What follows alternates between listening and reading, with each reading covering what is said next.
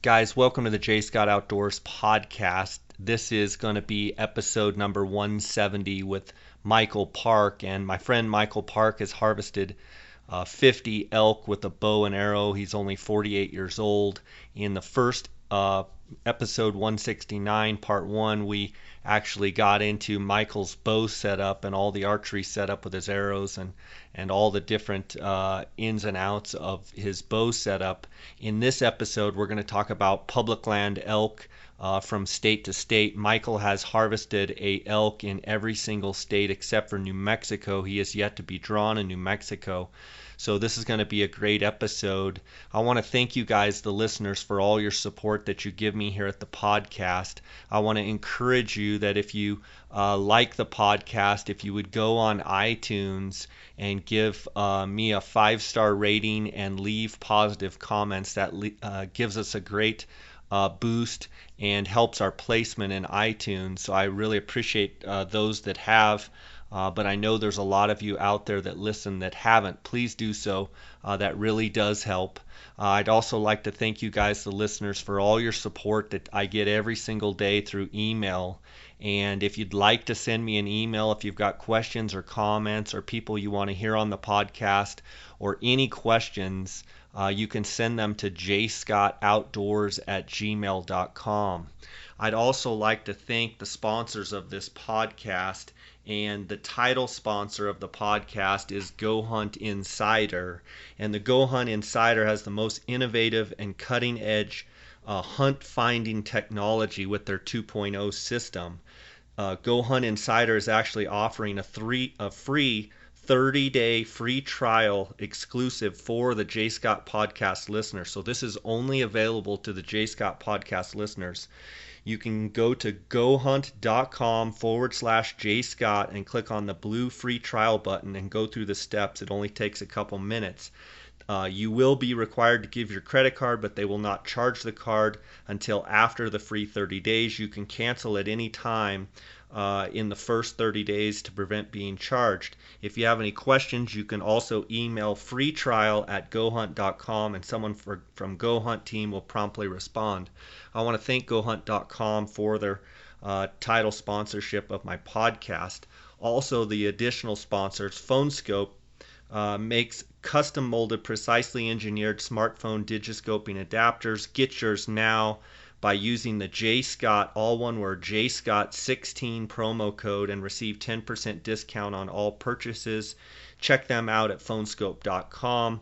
The Outdoorsman's is the hunting optics authority and leading manufacturer of high-end quality tripods, mounting accessories, and pack systems. Go to outdoorsmans.com or call them at 1-800-291-8065. Use the J. Scott, all one word, promo code to receive 10% off any products. Wilderness Athlete is committed to improving the health and quality of life for sportsmen by providing field-tested, scientifically validated nutrition and sports performance products. Check them out at wildernessathlete.com. Use the J. Scott promo code to receive 10% off any order.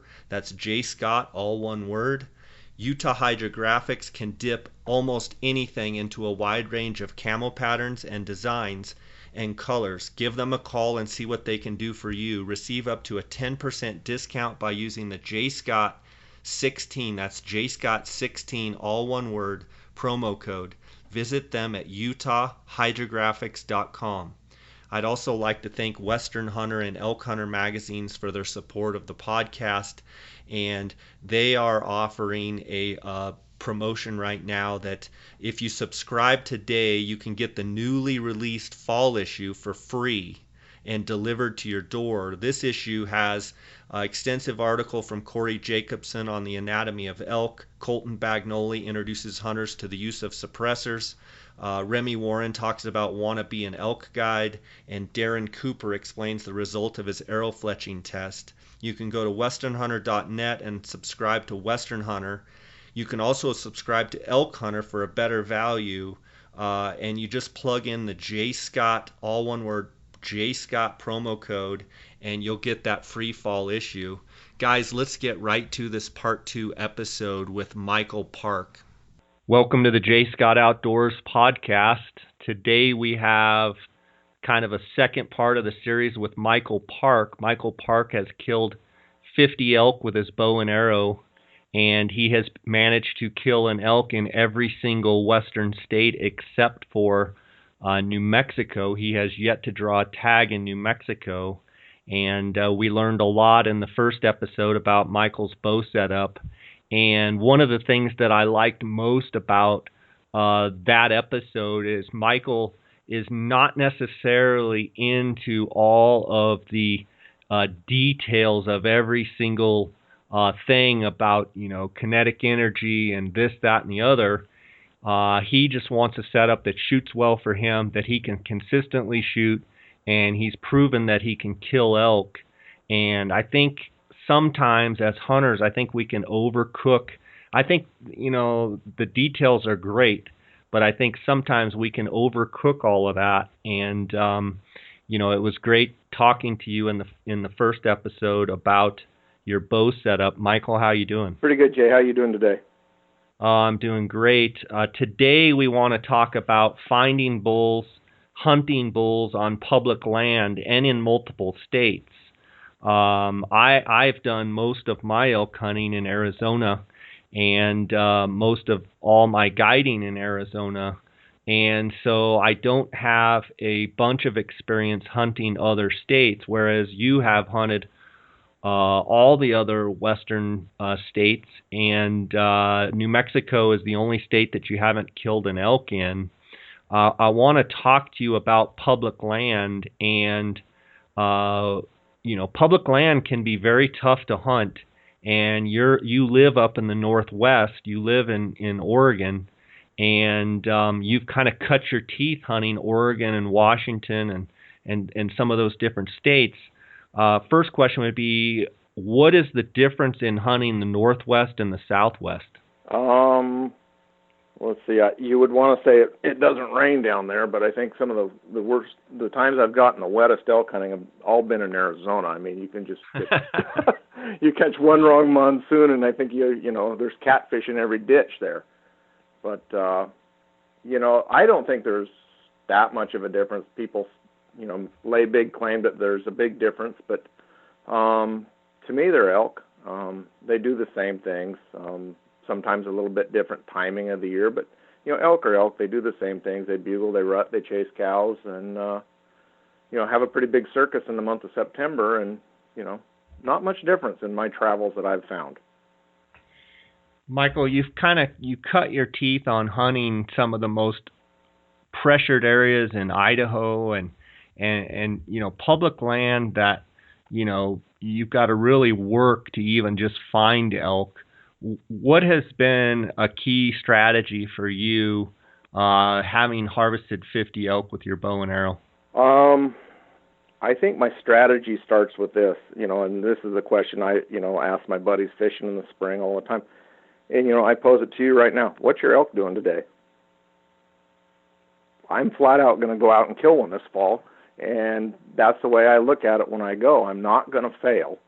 I'm going to make elk meat before the season's over with. And, you've got to go into it with a good mental attitude to start with.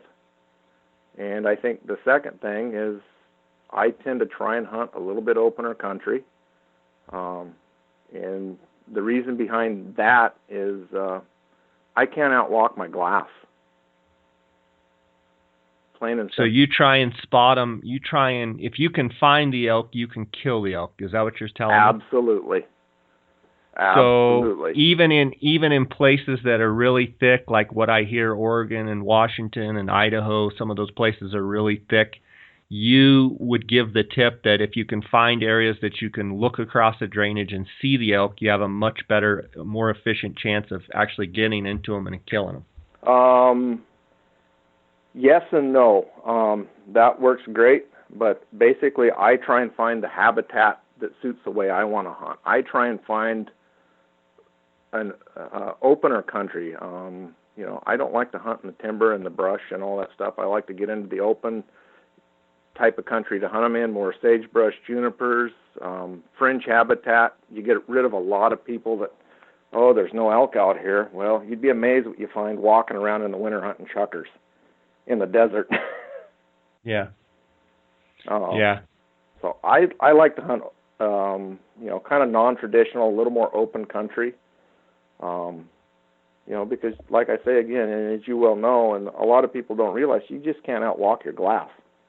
And if I can find elk 5 miles away, I may not be able to get to them that day, but I'll be there the next day.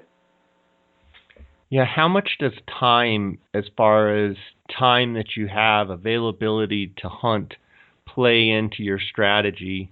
Obviously, you'd like them to be bugling, but how much does time and how much time you have to get after them play into what you're trying to do? Time becomes a factor, but I don't let it beat me down. Just work with what you have, and keep a positive mental attitude, and don't stop, don't quit, don't if you're short on time, don't go in the middle of the day. You can have some pretty good hunting in the middle of the day actually, and if they're bugling at all, especially on big moons, I'll let them go to bed in the morning. I won't even mess with them. Let them get into their beds, and 11, 12 o'clock, kill one of them. Michael, over the years, what is your trophy, as far as judging your trophy standards for what you should be killing on certain hunts? I mean, do you go into every hunt with a different standard, or do you just go in, if it's a nice 6 point, I'm going to kill it, or if it's a bull, I'm going to kill it? Typically, how do you handle that? Okay, we'll take the tag I have in my pocket for this year, an Oregon over-the-counter, general archery bull tag. Any 6 point pretty much gets it. A bigger heavy horn 5 point halfway through my time frame, if my hunt's halfway shot and just a big nice 5 point gets called in, or I get close enough to shoot him, I'll shoot him. I like to eat them. I'm a realist. You can't. And this is where I see a lot of guys get hung up, it's, oh, I want this, I want that, I want a big trophy bull, I want a 300 bull, and it's like, okay, have you killed one yet? And a lot of times you get the no. I said, well, maybe you ought to think about if a cow's legal or a spike or just kill one, get used to killing them. That's the thing I see a lot of the new guys, I've got to have this big trophy bull, and I think a lot of that comes back to the horn porn and the Facebook and the Instagram and yada, yada, yada, but, just kill them. Get used to killing them.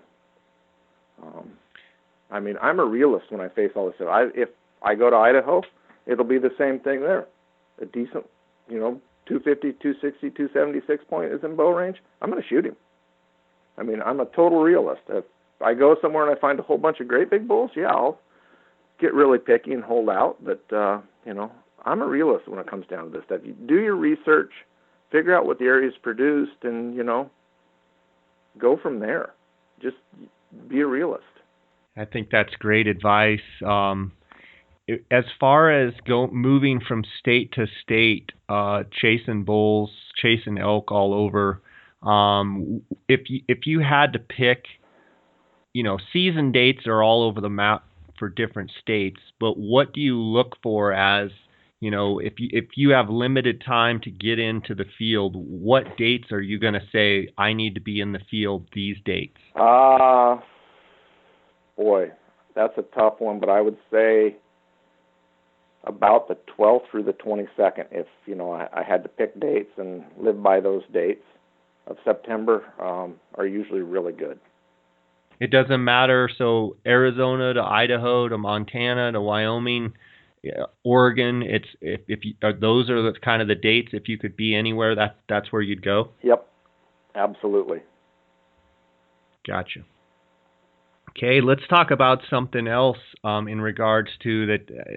It kind of falls in line with public land, and I hear you talking about you wanting to kill them and you wanting to stack the freezer up, and I love that. I think these days hunting kind of gets watered down in that we have to kind of be walk on eggshells and be like, well, we're just out trying to hunt to feed our families and put meat in the freezer, which I totally agree with. And a lot of people take what I'm about to say kind of and they run with it out of context. But is there anything wrong with wanting to kill and wanting to be a killer and wanting to be a predator? I think it's kind of a little bit of, I just think people are afraid of it. And my question is, you're obviously not. Why aren't you? It's who I am. It's what I do. I'm proud of what I do. I think there's nothing wrong. I think these creatures are here for us to use. And we all come from, I think Donnie Vincent phrases it the best. We all come from a strong background of hunter-gatherers. Plain and simple. We all, at some point, came from somebody that ate meat, and there's nothing wrong with that. There's nothing to be ashamed about. I find it much better for me to go into the woods and get my meat versus going to the grocery store and buying some animal that was raised in conditions I know nothing about, that's pumped full of drugs and hormones that I know nothing about.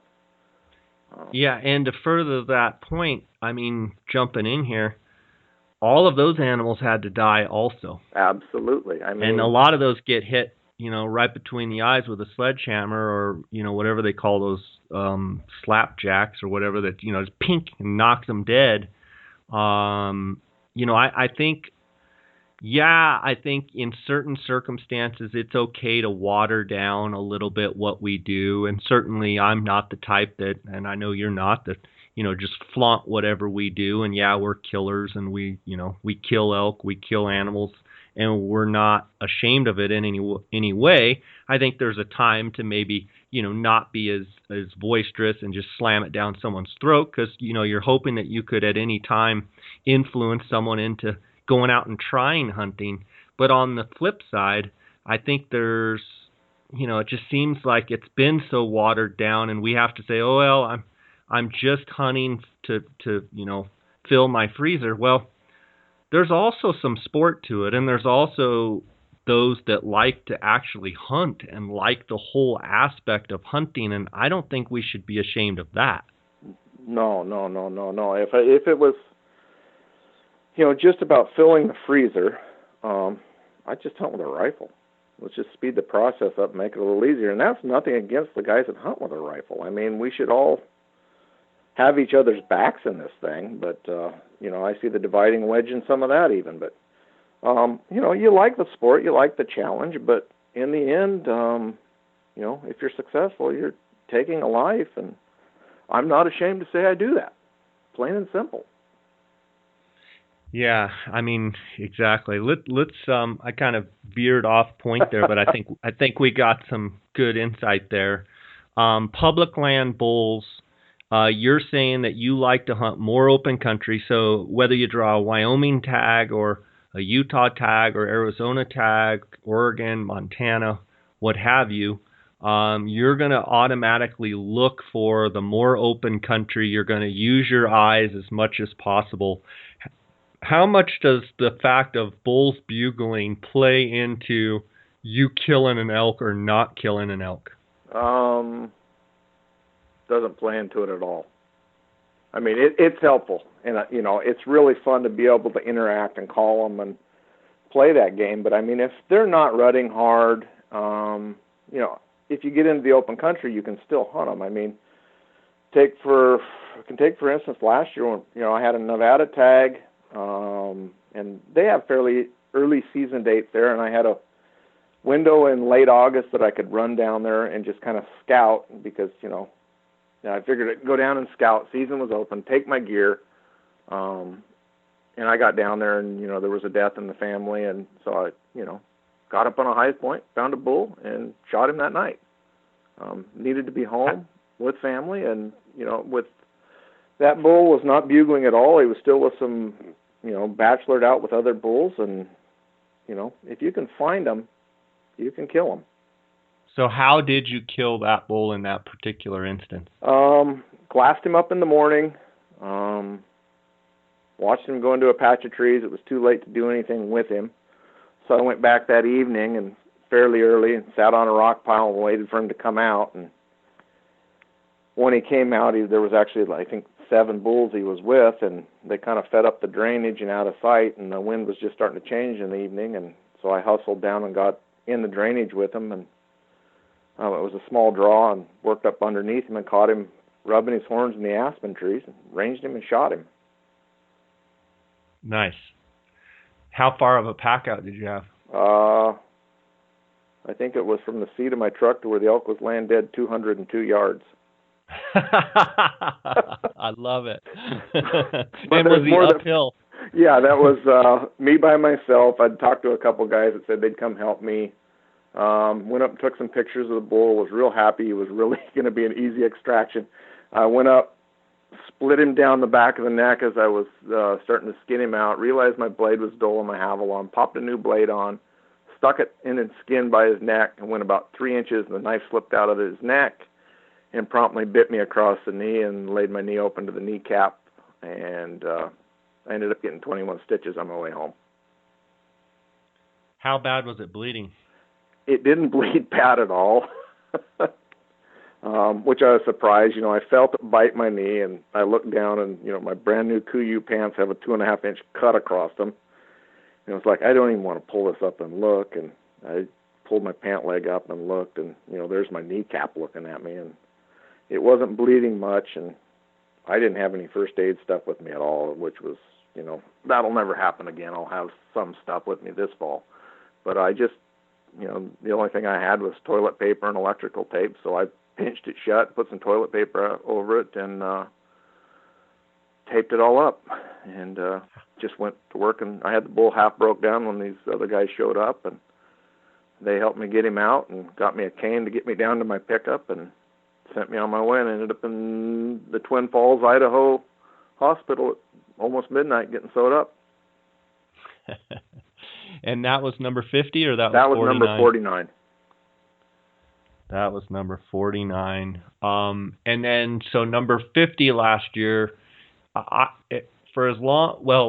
since 09, I remember you saying you wanted to kill 50 with your bow before you're 50. And 09, that would have been 7 years ago, so you would have been 41, I think, if my math is right. Now you've killed number 49, you sliced your knee open. Tell me about number 50. I was back in Oregon. I'd been hunting for, I want to say 5 days, and I'd been close a couple times to smaller, 5-point type bulls, but there were a couple decent 6 points around where I was hunting. There was quite a few elk in there, and, not a great bull to cow ratio by any means, and they were not bugling hardly at all. I mean, it was a couple bugles in the morning, a couple bugles at night.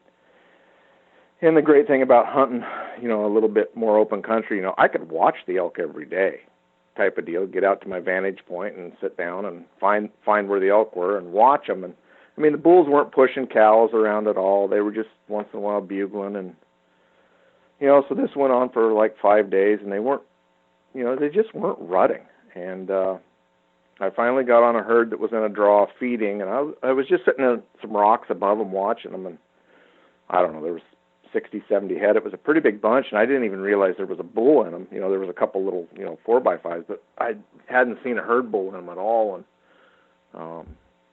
finally one bugle, I thought, okay, there is a bull here. And about that time, the wind swirled, and about half of the herd smelled me, and they kind of spooked, but they only went, 100 yards and calmed back down. And I was able to crawl out of the rocks and get in the creek bottom and get underneath the bull and snuck up kind of where I thought he was. And I thought, well, let's get the pipe out and give him a call and see if he'll answer. I bugled lightly underneath him, and he screamed back at me, and I was within 100 yards of him at this point, and he probably wondered how I'd snuck up on him. And I want to say the whole thing lasted maybe 3 minutes. I bugled 6 or 7 times at him, and he answered every time, and he come down the hill to kill me. And he got into a tree and started raking it, and I just pulled back and shot him. How far? 31, 32 yards. Nice. So that was number 50. I remember getting a text from you. Yeah, I shot him, saw the arrow in him as he took off, and he went around a little finger ridge, and I could pretty much tell he was done. And so being by myself, I thought, well, if I hiked a couple hundred yards up here, I'll get cell service to get out of this hole. And I hiked up and texted my wife that I did it, and I texted my buddy and said, hey, he just drove home from Arizona. He was just getting home, and said, hey, you want to come help me pack this bull out? And he said, sure, I'm on my way. And honestly sat there and cried my eyes out for a little bit, just like I did with that big bull. It was a goal that I never thought I'd achieve, and I had achieved it. And I was a little teary-eyed, and then I went down, and my buddy showed up, and we broke the bull down and got him out. Oh, that's awesome. 50 elk with a bow. How many bulls? 47. 47, so 3 cows. And you apply in most all western states? Yeah, I do. Pretty much, other than Montana, I apply. What advice can you give guys that, their opportunity to hunt elk is on public ground, over-the-counter tags? You've already said you'll hunt the open country. Is there any more to it as far as, country that you're picking out? Are you picking stuff that's, remote? Are you picking stuff that's, is it more be there at the good time of the year? It seems like a lot of people, they go too early. If they only have, a week to hunt, they pick, instead of just picking it right during when the best part of the rut. I mean, I'm curious your thoughts on that, on hunting public ground. If you've got a limited amount of time, try and get it in the peak of the rut. That's the best advice I can give. Go when, the 15th to the 25th, when they should be blowing their brains out. They should be rutting hard by, the 14th, 15th. And I know every year is a little different. Sometimes they're not, but usually by the 18th, they're going hard if they're going to go. And, face it, if you've got a week, hunt the last weeks of the season in Oregon or Colorado, and I think a lot of the states go till the 30th. Don't go till the 22nd of September and hunt till the 30th. Go for the peak of the rut the first time when you have the best chance of them making noise and bugling and rutting and all that stuff. To see it and experience it, I don't think it's the best time for calling them in, but just go watch them rut. Watch how they interact a little bit. Yeah, you can still call them in. It's going to be a lot tougher to kill a big bull in that time frame, but, you can still do it. Just go experience it. Have you encountered public ground elk bugling their guts out? And let's exclude Arizona. Have you been in situations in, Colorado, in Oregon, in Washington, in Idaho, where it's just, on fire? 2 best places that I've ever had action have been in Montana and Wyoming. And I want to say the place in Montana that I was at, near as I could tell, I was sitting on a knob glassing with another friend from Oregon, and we could count 24 or 25 different bulls bugling on just a general Montana permit. Totally general tag, public ground, as public as it gets. Yep. Nowhere close to private. The nearest private was probably 15 miles away. It was incredible. And Wyoming, you also had great action? Last time I had a Wyoming tag, I had probably one of the best mornings I've ever had in the field. As far as bugling? As far as bugling, I heard sounds. The cows were really wound up that morning. I heard stuff I'd never heard. I'd found a bunch of elk out on a ridge kind of on the edge of the scablands, and nobody was hunting them. And I don't know, there was 100, 120 head out on the end of this ridge. And I watched them for a couple days, and it's just like, why are nobody hunting them? And it took a little figuring out how to get to them. But once I got to them, it was incredible. I had them to myself.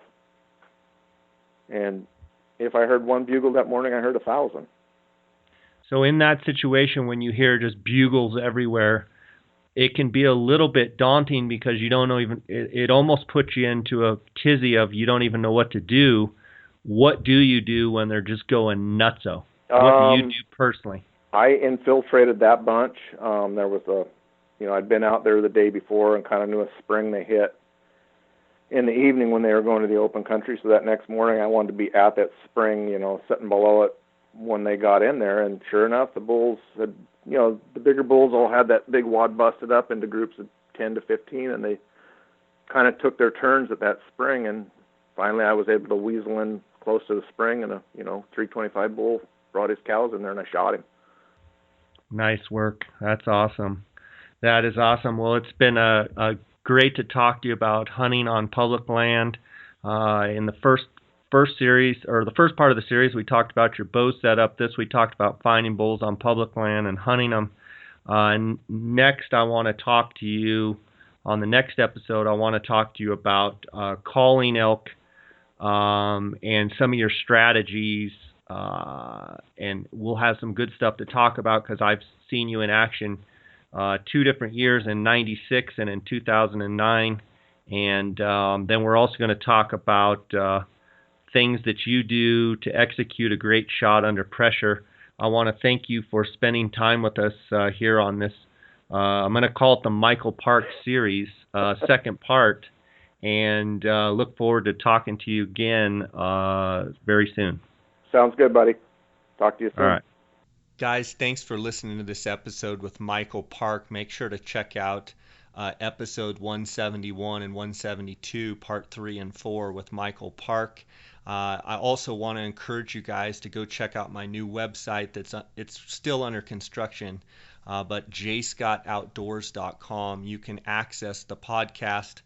You can link to my Instagram, my YouTube channel, the different blogs, and that website is going to be the central hub for everything at J. Scott Outdoors. Also want to encourage you to check out my new J. Scott Outdoors business page. That just type in J. Scott Outdoors on Facebook, J. Scott Outdoors on Facebook. I've had a lot of traction over the last couple weeks. We've had a couple videos that have gone viral and had over 1 million views on each video. So go check it out. I appreciate your support. If you have any questions at all, please send them to jscottoutdoors@gmail.com. Thanks for listening, guys.